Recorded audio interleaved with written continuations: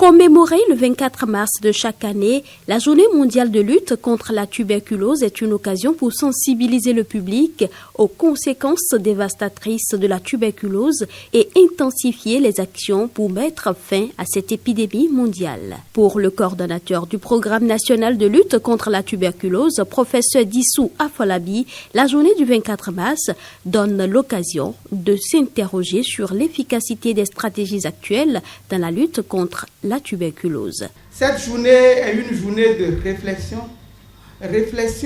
sur nos stratégies, nos interventions, pour voir si nous sommes dans le droit chemin pour pouvoir mettre fin contre cette pandémie qui dure depuis des siècles, qui ne s'arrête pas. Et chacun à son niveau devra s'interroger pour voir si chaque acte qu'il pose, chaque geste qu'il fait va dans la direction de mettre fin à la tuberculose dans notre pays et au-delà. Pour la représentante résidente de l'OMS au Bénin, le thème retenu cette année, « Oui, nous pouvons mettre un thème à la tuberculose », souligne la nécessité de ne laisser personne en rade quant à la prévention et aux soins. Aujourd'hui, l'éradication complète de la tuberculose est à portée de main. Et nous en appelons à une action accélérée pour y mettre fin. Le thème retenu pour l'édition de cette année souligne la nécessité de garantir un accès équitable à la prévention et aux soins, conformément à notre volonté d'instaurer la couverture sanitaire universelle et d'atteindre des objectifs de développement durable.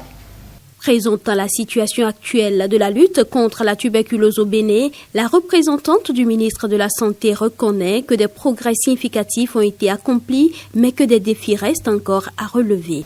Les activités menées nous ont permis d'obtenir un taux de succès thérapeutique de 90% pour la cohorte des patients mis sous traitement en 2021, résultats similaires par rapport à la cohorte de 2020.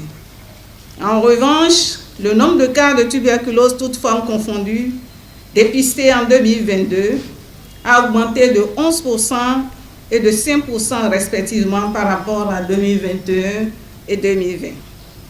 Toutefois, le taux de décès reste stationnaire à 6% parmi les patients tuberculeux de façon générale et a diminué de 1% parmi ceux qui sont co-infectés par le VIH, soit 11% en 2021, contre 12% en 2020.